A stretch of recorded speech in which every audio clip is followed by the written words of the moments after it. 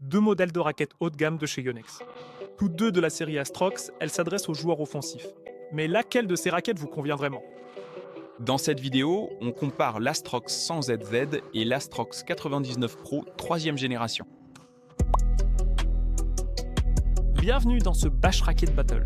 Dans ce format, nous comparons régulièrement deux raquettes de badminton différentes.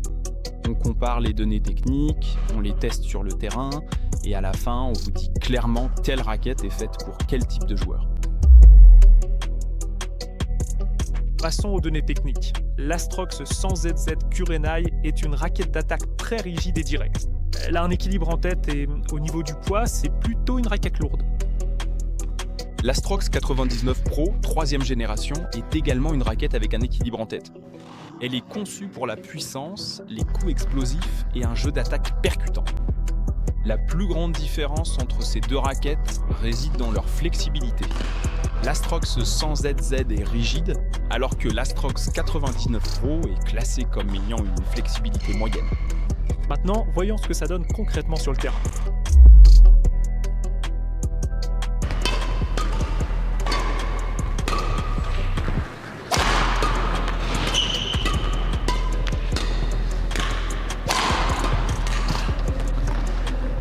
On remarque peut-être avec l'Astrox 100ZZ qu'il faut vraiment une technique propre pour l'utiliser. Si la technique n'est pas parfaite, comme pour moi par exemple où le timing n'était pas toujours idéal, alors la raquette devient tout simplement très exigeante à jouer. Mais elle offre aussi beaucoup de répondants. On a un retour extrêmement direct grâce à la tige très rigide, ce qui encore une fois exige une bonne technique.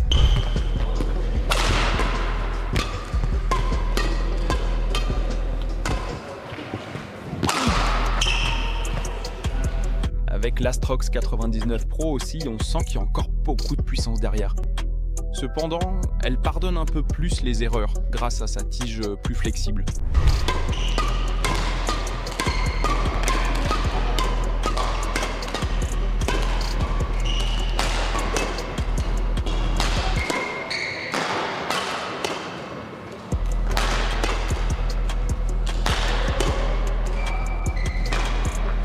Bien, on a maintenant pu observer tout ça sur un jeu à plat et en défense. On sent que c'est vraiment une raquette équilibrée en tête. Par conséquent, les réactions sont un peu plus lentes, plus difficiles qu'avec une raquette équilibrée en manche. Et comme on l'a dit, la raquette est tout simplement extrêmement rigide. Autrement dit, il faut une technique très propre pour pouvoir bien la contrôler malgré tout.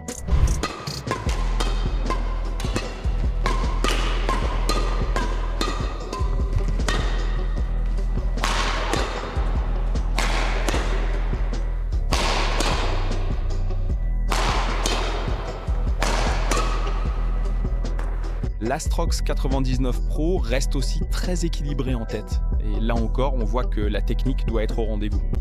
Ce qu'il y a, c'est que grâce à sa tige plus flexible, la raquette est un peu plus tolérante et plus facile à contrôler. Alors, pour la conclusion, on s'est assis parce que, croyez-le ou non, ces 5 minutes de jeu ont été assez fatigantes pour nous. On était un peu essoufflés après ça. On devrait peut-être s'entraîner un peu plus. Bref, passons à la conclusion pour la 100ZZ. C'est globalement une très bonne raquette. Bien sûr, beaucoup de pros l'utilisent, comme Viktor Axelsen, actuellement avec son édition Sun. Mais il faut vraiment une technique très propre pour exploiter tout le potentiel de la raquette. Elle est vraiment très rigide, donc on a un retour très direct de la raquette. Si on a des soucis à l'avant-bras ou à l'épaule, ça peut poser problème, car c'est transmis directement à la musculature. C'est pourquoi on la déconseillerait plutôt à ces joueurs-là. Si on est vraiment en forme, on va dire, et qu'on est un joueur offensif qui veut générer beaucoup de puissance, on conseillerait sans hésiter cette raquette. Mais bon, faut savoir qu'il faut une technique un minimum propre pour pouvoir exploiter pleinement le potentiel de la raquette. Exactement. Concernant l'Astrox 99 Pro, les aspects techniques sont très similaires. Les exigences sont également très proches. La différence majeure, j'ai joué avec les deux raquettes, c'est simplement que la 99 Pro, grâce à sa flexibilité, comme elle est un peu plus souple, elle est plus facile à manier. Elle pardonne un peu plus et elle est donc plus facile à utiliser. Puisque tu parles de joueur pro, cette raquette est utilisée par le joueur de simple français et étoile montante Alexandre Lanier, par exemple. Ce qu'il faudrait peut-être aussi ajouter, la raquette joue un rôle majeur, mais le cordage, ce qu'il y a sur la raquette, est aussi très important. Ça peut évidemment beaucoup changer le comportement de la raquette en jeu. Mais on ne veut pas entrer dans les détails dans cette vidéo. On a déjà fait une vidéo dédiée à ce sujet sur tous les différents cordages. On peut bien sûr faire plus de contenu dans ce genre. Si ça vous intéresse, n'hésitez pas à écrire en commentaire ce que vous aimeriez voir ensuite. On espère que c'était assez intéressant, et puis à la prochaine. On espère que vous nous avez compris, et surtout notre accent. Merci d'avoir regardé.